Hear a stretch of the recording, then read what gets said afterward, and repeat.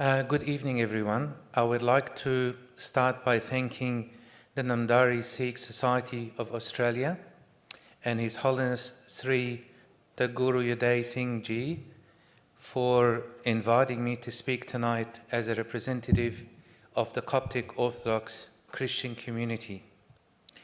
The topic of the importance of religious harmony for world peace is one which is very dear to my heart, as it is a fundamental aspect of our faith and one that we believe can bring about unity among all people, regardless of their beliefs. Religious harmony is not just a moral imperative, but also a practical necessity for building a peaceful and prosperous world. As we look around the world, we see that there is no shortage of conflict and division, and that religious differences have played a significant role in many of these conflicts. However, as people of faith, we have a responsibility to work towards peace and harmony. When we see others as enemies, we lose sight of our shared humanity and forget that we are all created in the image of God. On the other hand, when they promote understanding and respect among people of different religions, we create a more peaceful and harmonious world. His Holiness Pope Shenouda III, the beloved leader of the Coptic Orthodox Church for over 4 decades, was a great advocate for religious harmony and understanding. Throughout his life, he emphasized the importance of building bridges between different faiths and promoting mutual respect and understanding. One of the most important teachings of Pope Shenouda was that of mutual respect between different religious communities. He believed that we should recognize the differences between our faiths, but also look for common ground and work towards a shared goal of peace and understanding. In his words, we need to respect the other's faith while not compromising our own. We should work together to bring about greater understanding and harmony between all people of faith. In one of his writings, His Holiness emphasized the importance of seeing the humanity in every person, regardless of their religious background. He wrote, when we encounter someone of a different faith, we should see them not as a threat or a rival, but a fellow human being, created in the image of God. We should treat them with kindness, respect, and love, just as we would like to be treated ourselves. As Christians, we are called to love our neighbors as ourselves and to seek peace with all people.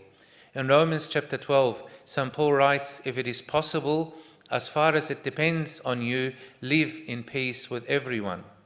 This means that we are called to do everything in our power to promote peace and harmony among the people.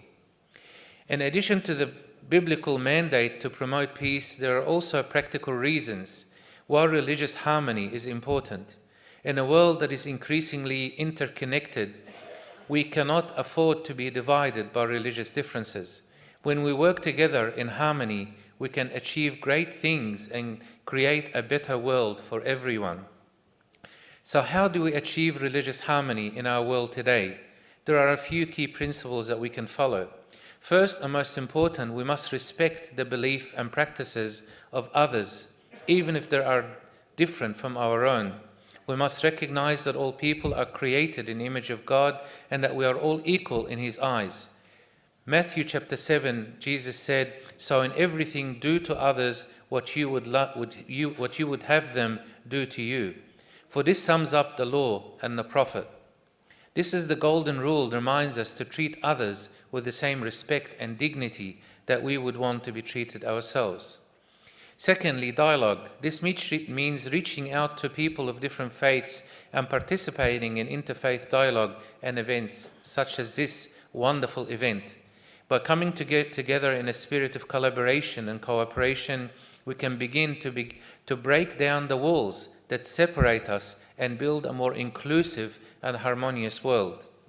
This necessitates listening to their perspectives and sharing our own in respectful and open-minded manner. Dialogue is a powerful tool for building understanding and trust, and it can help to bridge the gap between different religious communities. Next, cooperation. We must be willing to work together with people of other faiths and promote the common good.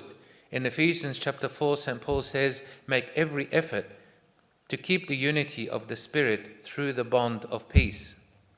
Next, education. We must educate ourselves about the beliefs and practices of other religions. Ignorance is a major cause of conflict and division, and it is only through education that we can overcome it. By learning about other religions, we can gain a greater understanding and appreciation of their beliefs and practices. Next, tolerance. We must be tolerant of the beliefs and practices of others, even if they are different from our own. Tolerance is accepting others for who they are. Finally, true religious harmony can only be achieved through genuine love and compassion for others. Love is the foundation of all true religion. Without love, there can be no harmony, no understanding, and no peace. Let us be inspired by the example of the great peacekeepers like St. Francis of Assisi, who famously prayed, Lord, make me an instrument of your peace. Where there is hatred, let me sow love. Where there is injury, pardon. Where there is doubt, faith. Where there is despair, hope. Where there is darkness, light. And where there is sadness, joy. May we all be instruments of peace, working towards a better world where people of all faiths can live in harmony, respect, and love. Thank you very much.